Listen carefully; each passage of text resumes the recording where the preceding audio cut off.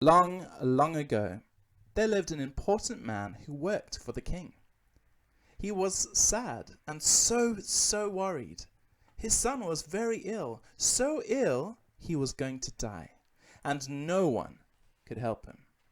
But then he heard that a man named Jesus was doing the most amazing, wonderful things. He heard that Jesus was making ill people well again.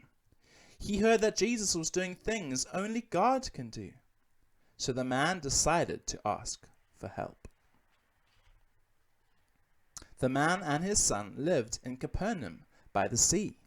But Jesus was staying in Cana, more than 20 miles away. It was a very long walk and uphill all the way. But the man had decided that he must see Jesus. So he said goodbye to his son and his family, and he set off to see Jesus.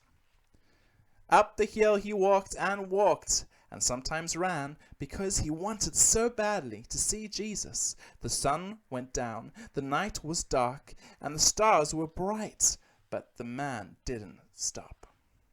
Huffing and puffing, he walked, and sometimes ran, hurrying to see Jesus. The sun came up, the morning arrived, but still there was a long, long way to go. Puffing and panting, the man walked, and sometimes ran, because he needed to see Jesus.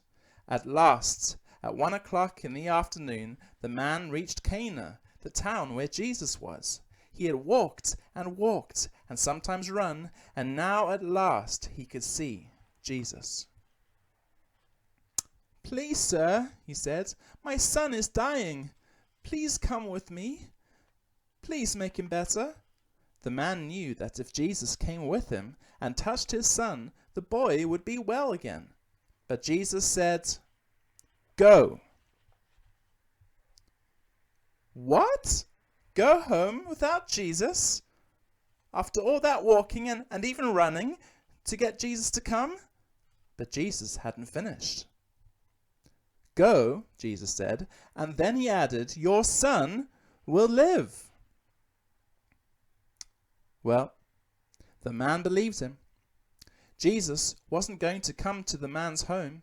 He wasn't going to touch the boy to make him well, but the man still trusted that what Jesus said was true. Down the hill he walked, and sometimes ran, because he believed Jesus.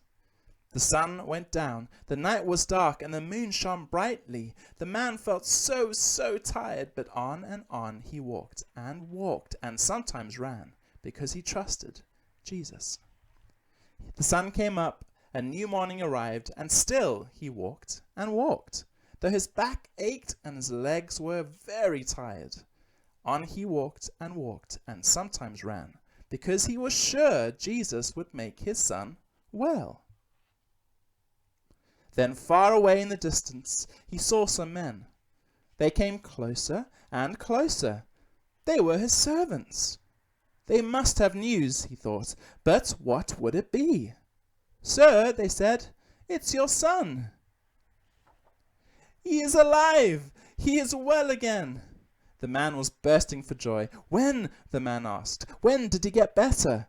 "Yesterday at 1 o'clock in the afternoon." "1 o'clock?" "1 o'clock," the men replied, and then the man remembered. It was 1 o'clock when Jesus saw this man. It was 1 o'clock when Jesus said his son would live, and it was 1 o'clock when his son got better. Jesus didn't need to go and see the boy. He didn't need to walk. He didn't have to run.